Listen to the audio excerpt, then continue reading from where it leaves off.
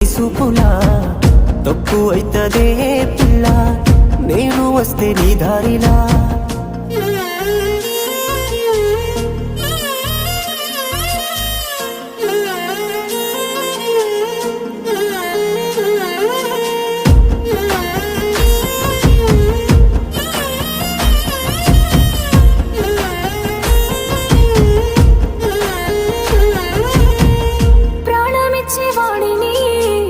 వదులుకోలేనని పెండ్లి పెట్టెలు తెలియని నీకోసం వచ్చినరా.